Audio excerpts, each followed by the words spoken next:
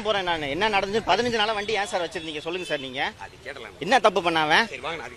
திருட்டு வேலை பண்ணானா? 2 நிமிஷம் நான் கேட்றேன். நீங்க எங்க போலீஸ் பண்ற அராஜகத்தை மக்கள் தெரிஞ்சுக்கிட்டோம் சார். தடுக்காதீங்க சார். என்ன தடுக்கல, நான் அது என்னன்னு கேட்றோம். 2 நிமிஷம் வாங்க. நீங்க பைக் கொடுங்க. என்கிட்ட பேசுறதுக்கு ஒண்ணும் இல்ல. நீங்க பைக் கொடுங்க.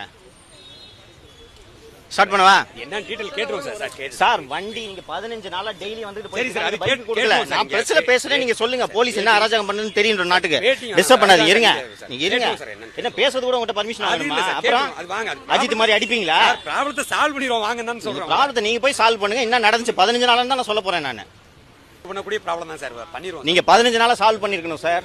சார் சரி வாங்க சார். வாங்க சால்வ் பண்ணிடுவோம் சார். அது ஒன்றும் இஷ்யூ இல்லை சார். வாங்க சார். நேற்று இந்த அஜித் குமாரை அடித்து கொண்டதற்காக முதலமைச்சர் அவங்க வீட்டுக்கு போன் பண்ணி மன்னிப்பு கேட்கிறாரு. இந்த தமிழ்நாடு மற்றும் சென்னை காவல்துறையோட இந்த செயல்பாடுகள்னால முதலமைச்சர் தினந்தோறும் ஒவ்வொருவரிடமும் மன்னிப்பு கேட்க வேண்டும்.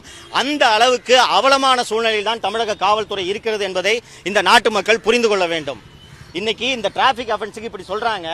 நீங்க சென்னை அண்ணா நகர் 2nd அவென்யூக்கு போய் பாத்தீங்கன்னா அங்க சந்தோஷ் ஸ்டோர்ஸ்னு ஒரு சூப்பர் மார்க்கெட் இருக்கு. நீங்க யாரு போனீங்கனாலும் தெரியும்.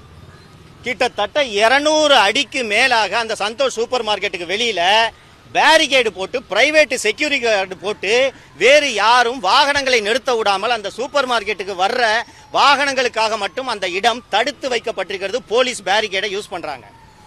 இது போல அந்த போலீஸ் பேரிகேடை யூஸ் பண்ணி பொது